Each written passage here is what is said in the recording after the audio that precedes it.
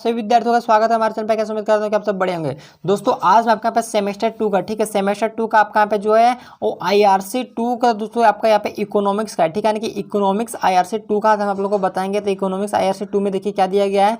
तो इसमें जो आपका यूनिट 1 दिया गया है, देखिए subject matter and methods of economics, nature and scope economics, central economics problem और प्रोडक्शन पॉसिबिलिटी कर्व, ठीक है। आपका ये जो आपका यूनिट 1 दिया गया यानी कि अर्थशास्त्र के विषय विद्या के बारे में बताना है, यानी कि subjects matter and methods of economics, nature and scope यानी कि इसका जो नेचर, ठीक है, और स्कोप यानी कि कहाँ तक फैला हुआ है, यानी कि जो इकोनॉमिक्स यानी कि जो अर्थशास्त्र की प्रकृति और इसका विस्तार आपको बताना है। इकोनॉमिक्स, सेंट्रल इकोनॉमिक प्रॉब्लम्स यानी कि इसके जो मध्य यानी कि इसके बीच का जो प्रॉब्लम्स, इसकी समस्याओं को बताना है। इन सभी चीज़ों के बारे में आपको जो इस वीडियो में आप लोगों को पूरा चर्चा करेंगे। तो आप लोग वीडियो को जो है वो शुरू से लेकर अंत तक देखिए, और चैनल पर अगर नए आएंगे चैनल को सब्सक्राइब को जरूर प्रेस कीजिएगा। तो दोस्तों आप लोग के लिए हम जो है बहुत मेहनत करते हैं, तो आप लोग जो हम मतलब थोड़ा तो मेहनत कर सकते हैं हमारे लिए, मतलब कि चैनल को सब्सक्राइब कर लीजिए और वीडियो को लाइक कर लीजिए, ठीक है। देखिए जो पहला आपका टॉपिक दिया गया है कि subject matter and methods of economics यानी कि अर्थशास्त्र का विषय और विधियां, ठीक है। मेथड्स यानी कि विद्या, मैटर देखिए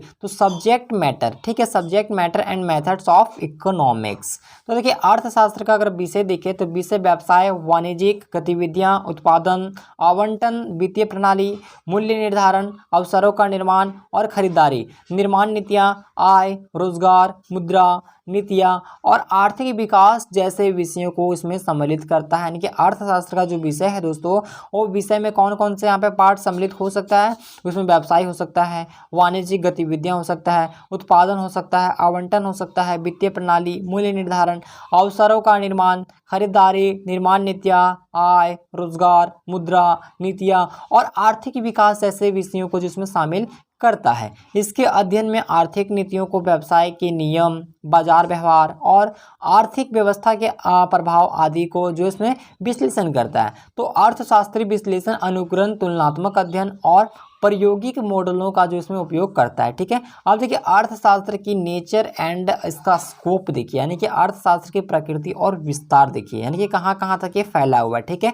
अब देखिए अर्थशास्त्र व्यक्ति और समाज के आर्थिक गतिविधियों की एक व्याख्या, विश्लेषण और निर्धारण करने का एक अध्ययन करता है। यह आर्थिक समस्याओं, आर्थिक नीतियों, विकास के मुद्दे और वित्तीय प्रणालियों, उत्पादन और वितरण के विषय में ज्ञान प्रदान करता है। इसका विस्तार व्यापार, सामाजिक विज्ञान, नैतिकता, नीति निर्माण, विकास आदि के साथ जुड़ा होता है। तो इसका व्यापारिक, सांख्यिकी और नैतिकता के प्रभाव होता है। इसका जो उपयोग होता है वो समाज के आर्थिक विकास और कल्याण में जो है वो किया जाता है। तो ये आर्थिक जो विकास यहाँ पे यानी कि आपका जो अर्थशास्त्र यानी कि इकोनॉमिक्स जो प्रकृति था और विस्तार के बारे में आप लोगों को बताया।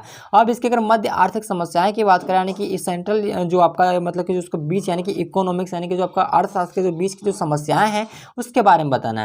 तो जो मध्य आर्थिक समस्याएं उत्पाद जो है इसमें है वो क्या है, उत्पादन और वितरण, आय, रोजगार, मौद्रिक नीतियां, नीति निर्माण, संसाधनों की संरक्षण और उपयोग, बाजार व्यवहार, आर्थिक न्याय आदि से संबंधित हो सकती है। तो इन समस्याओं का समाधान जो है आर्थिक नीतियों, व्यवसाय के नियम, बाजार प्रक्रिया और समाज के आर्थिक संगठन के माध्यम से जो इसको हम पूरा कर सकते हैं, ठीक है। अब देखिए उत्पादन संभावना कक्ष, ठीक है, उत्पादन संभावना कक्ष यानी कि आपका प्रोडक्शन पॉसिबिलिटी कर्व, ठीक है, इसके बारे में आप लोग को बताना है। तो देखिए ये जो आपका हो जाएगा यानी कि उत्पादन संभावना एक आर्थिक मॉडल है, यानी कि जो उत्पादन संभावना क्या है, एक आर्थिक मॉडल है जिसे उत्पादन के विकल्पों को प्रदर्शित करने के लिए उपयोग किया जाता है। और यह दिखाता है कि एक नए संसाधन की सीमितता कारण एक आर्थिक प्रणाली को दो वस्तुएं और दो सेवाओं के उत्पादन की संभावना क्या हो सकती है। यह कक्ष द्विआयामी होती है और दो संसाधन की मदद करने से उत्पादन के विभिन्न संभावित मानचित्रों को दर्शाती है। यह मानचित्र संभावित उत्पादन की सीमाएं, उपयोगी विकल्पों को संभावना और सामान्य आर्थिक प्रणाली के महत्वपूर्ण तत्वों को जो इसमें स्पष्ट करती है, ठीक है। तो यह आपका हो गया, यानी कि ये आपका जो आपका पॉइंट जो आपका था उत्पादन संभावना कक्ष का था, ठीक है, कि कक्षा का था।